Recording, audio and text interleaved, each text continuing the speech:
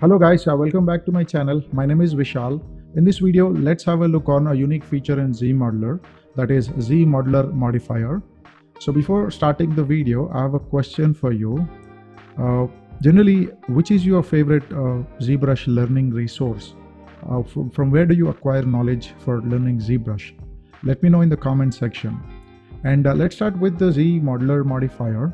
So I hover the cursor on the polygon and hit space bar, and then I get the Polygon Actions, and we have ZModeler Modifier. So there are a lot of tools here which generally modify the polygons. These are some modeling tools, but ZModeler Modifier is no tool. It's a setting for a particular target and some action. So if you could see, there is an option called default flatness, which is 15 degree, and there is a flatness target tolerance. So defaultly, these features are working for you when you're modeling something on the ZBrush here. Let's say if I am applying a extrude here and just dragging it, let me just change this to single poly. I just click and drag, and you should be able to see there's an amount of extrusion I'm getting. But next time when I click a face, the same amount of extrusion will be applied onto the model. It's like remembering the previous action. Okay, it applies the same action there, so it repeats that action. And if I just go to the ZModeler Modifier, then you have this repeat last tolerance by which it's working right now.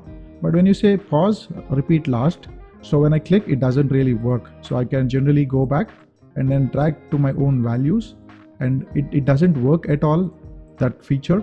So when I just bring back my ZModeler Modifier and then switch on this one, then when I click, you should be able to see that particular repeats what we have applied are going to repeat again.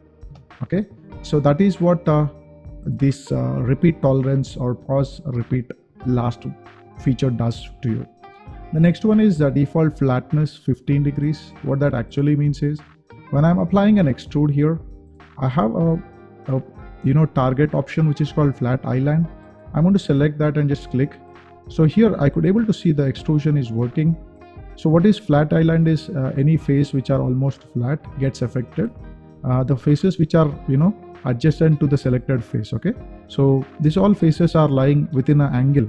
They're almost flat, but after that they are not generally affected because it's bending more than the prescribed the angle. So when I'm just clicking it, you should be able to see a few amount of polygons are affected for the flat island. But when I just go to the ZModeler and then say flat tolerance and increase the tolerance to anything like 45, and then you should be able to see the more amount of polygons are coming into the flat island region. So it gives a specific control on flat island, as I told you.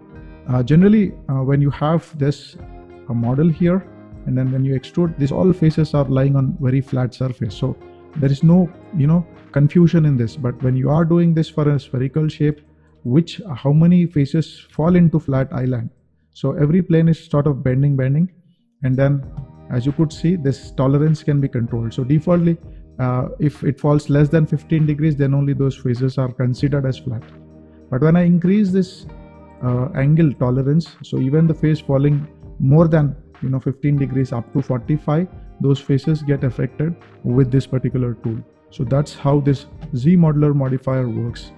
I hope you understood this. If you got any questions on this tool, you can ask me in the comment section, and I request you to like my video and subscribe my channel.